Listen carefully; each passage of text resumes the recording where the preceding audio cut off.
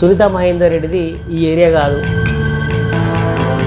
Option లేక ఇంకా compulsory ఇక్కడ చేయాల్సి వస్తుంది. చేవెల నుంచి సడన్గా మల్కాజ్గిరి రావడానికి గల ప్రధాన కారణం ఏంటి? మంత్రి పదవి లేకపోతే హిందుత్వం వైపు ఒక పక్క బీజేపీ, మా ప్రజలు ఎట్లా గెలిపిస్తారు? మీరున్నటువంటి వికారాబాద్ వేరు, మేడ్చల్ జిల్లా వేరు. నేను ఫండింగ్ ఇచ్చి డెవలప్మెంట్ చేసినాం. రేవంత్ రెడ్డి గారు మీకు ఎట్లాంటి ఆశీర్వాదాలు ఇచ్చారు? కంటోన్మెంట్ని అభివృద్ధి చేయలేరు. కేసీఆర్ తిట్టడానికి పరిమితమైన రేవంత్ రెడ్డి ఇక 1 వీక్లో చూడండి మీరు, చాలా మార్పు వస్తుంది. కిటకిటలు ఆడేటువంటి కారు పార్టీ ఇప్పుడు ఒక్కొక్కరిగా దిగిపోతున్నారు. గెలిస్తే వాళ్ళు వీఐపీలకే అపాయింట్మెంట్లు ఇస్తారు. గెలిచేది నేనే, హిందుత్వ ఎజెండా పనిచేస్తుంది.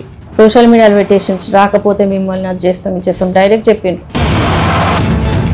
మహేందర్ రెడ్డి ఫ్యామిలీ ఎవరైనా కూడా అధికారంలో ఉన్నటువంటి పార్టీలోనే జాయిన్ అవుతారు. ఎప్పుడైనా వైఎస్ పిలిచి నీకు మినిస్టర్ ఇస్తారా రా అని చెప్పినా కూడా పోలే. 6 గ్యారెంటీలలో కూడా ఏది కరెక్ట్గా జనాలకు అందట్లేదని, ఉద్యోగాలు లేక యువకులకి పెళ్ళిళ్ళు కాకుండా రోడ్ల మీద ఉన్నారు. పట్నం సునీత మహేందర్ రెడ్డితో స్పెషల్ ఇంటర్వ్యూ.